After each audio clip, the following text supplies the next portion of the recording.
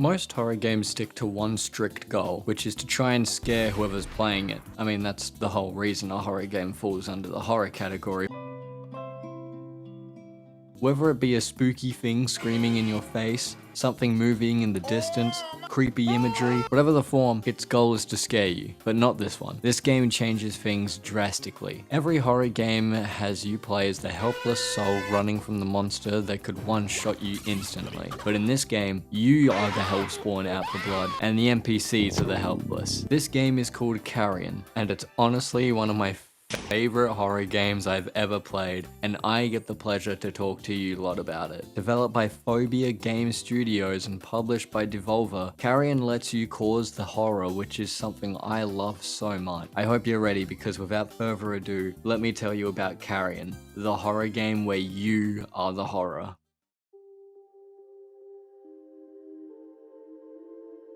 Carrion's main premise is you're a human eating spaghetti monster and you need to escape the lab you're being held in, which on the surface, that's pretty much the entire game. But during the game, there are these little memory sections that give a little backstory into how everything happened. In the first memory, we are shown 3 scientists who are entering some abandoned lab or something. Inside are a bunch of weird red piles on the ground. The 3 scientists walk up to a wall and set an explosive off so they can continue forward into the lab. In the second memory, it's mainly just walking, but you can see that the deeper you go into the lab, the more red mass has grown. After opening a door, you find a bunch of mass that you can collect a sample from. In the final memory, all the other scientists are dead and only you remain with the biomass bag gone. You leave the lab and outside is a bunch of security that are probably here to escort you out. You go to get in the helicopter when a robot starts taking pictures of you. All of a sudden, the guards pull out their shields and begin to shoot at you, which causes the red mush to break out of your body, and from there the guards capture you and take you to the lab for research purposes. Turns out that when you took the samples, somehow it managed to infect you and become one with you. Then backtrack to the start of the game, you wake up inside a containment unit and break out with one goal in mind: escape the lab. At the end of the game, you break into another containment unit which gives you the ability to fully take control of a human being. Using this ability, you return to the form you took in the memory scenes and make your way out of the lab into the real world. And that's the end of the game. Honestly, while not the most interesting story known to man, it's still pretty good. Although it is pretty clear that they 100% focused on the gameplay first and then probably paid someone to do the story later, which is fine and I'm not complaining about it, because lots of games do that, like Endoparasitic, which is another game that I would really love to cover on the channel. Actually, speaking of gameplay, guess what the next segment is?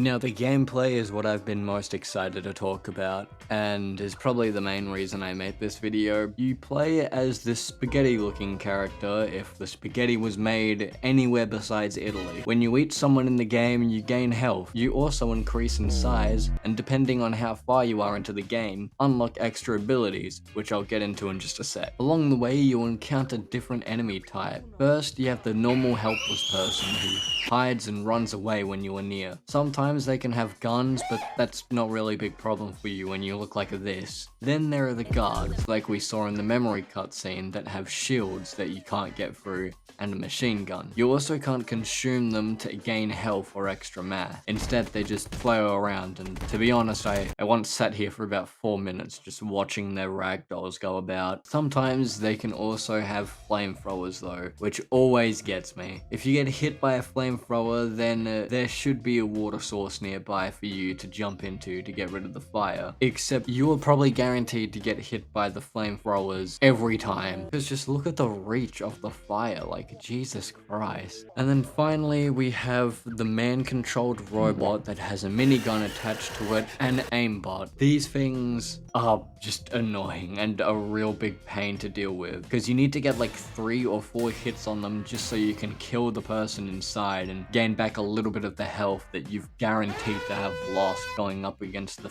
everything. Then you have the drones, which are all relatively easy to deal with. They just kind of fly into you and you just gotta grab them and smash them against a wall or something. During the game, you'll find other containment units that you will need to continue through the lab. These containment units all contain a special ability. The first one lets you shoot webs so you can hit switches you wouldn't usually be able to get to. You can also trap people down with it if that's what you want. Next, you get the ability to do a big dash, which can either be used to kill or, more importantly, break these wooden walls. Next, you get invisibility, which is mainly used to get past these laser things and also to creep up on unsuspecting victims and absolutely destroy those fuckers. You can also use it to get past enemies that might be too challenging for you. Then you get the ability which lets you morph into a bunch of worms in the water, which lets you go through these tight spaces. Now, this one is probably my favorite ability because it lets you take control over NPCs. Although you can't really move them very far away because the tentacle that connects you to their brain is a little short, if you take control of an NPC, you can either use them to hit switches that you can't usually reach even with a spiderweb, or even better, use their own tech against them. Control a flamethrower guy and you become TF2 Pyro. Control the guys in these stupid things and, well, you're basically as invincible as you already were as the blood monster.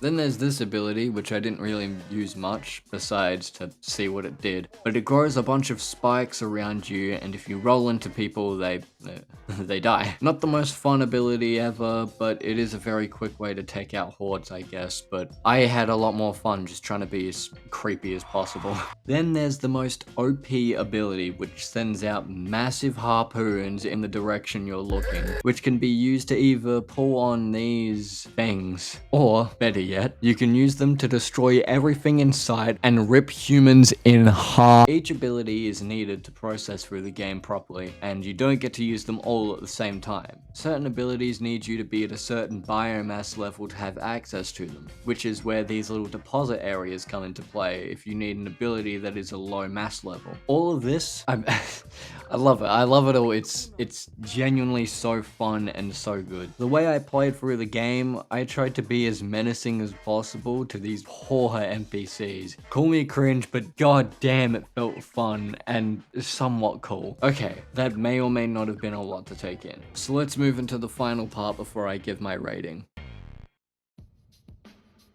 If we were to refer back to my submarine simulator video, good video by the way, you should go check it out. I classify myself as a quote-unquote sucker for pixel art. I don't know why I said quote-unquote because I wasn't. So that being said, this game looks goddamn awesome. Everything, and I mean everything in this game, is just a treat to the eyes. Maybe unless you don't like graphic content though. All the sprites for NPCs, the environment, the destructible objects, the lighting, oh my god, the lighting, dude. Even the small little details like the fact that everywhere you go you leave a trail of some very weird red liquid that is definitely not blood at all, so don't worry about that. If I didn't love this game because of the gameplay, I definitely do for the art and animations. Because the animations as well, I didn't even talk about them. They look wonderful, dude. Genuinely, this game has some really beautiful pixel art. Definitely not up top with this scene from Katana Zero, but it's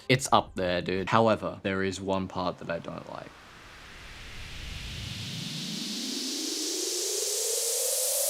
The water looks pretty musty. Bad game, worst game ever. Get this garbage out of my sight.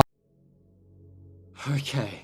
Alright, it was a pain to get back, but someone had to borrow my scale for some game called Band Simulator or something. I don't know. I didn't like the guy anyway. It was kind of weird. But anyway, I got it back and now we can continue with everyone's favorite segment, the Jaden scale. And this time it's actually been updated to work how an actual scale would work. So here, I'll give you a quick rundown. We grab the game, we put the game on this little area here, and we wait for this little number to change.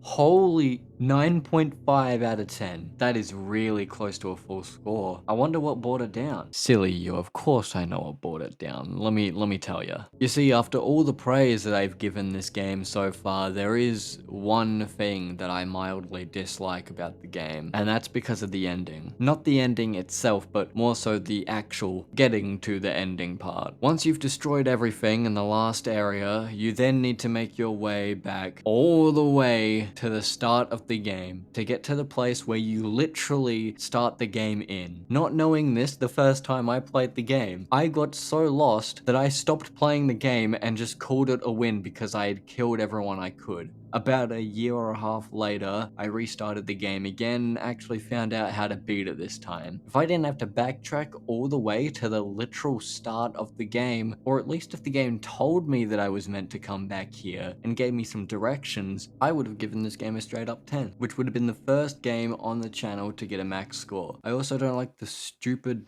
stompy gun robot, but that's besides the point. Anyways, that's it from me. I hope you enjoyed the video, and if you did, a like and sub would be greatly appreciated. I'm really glad that I was able to make a video on a different type of game, because as much as I love FNAF, I also like playing other games. And don't think the FNAF videos are gonna stop. I want to cover some other games, and Carrion was just me dipping my toes into it a little. But it's been so great to see the amount of support that I've been getting, and I will never stop being able to talk about the support, because it really does mean a lot. It's nice to see that this little hobby of mine, which is just editing, actually pay off and entertain people. But now it is my cue to leave. Hope you have or have had a good morning, evening, or night, whichever one it is for you, and I'll see you in the next one.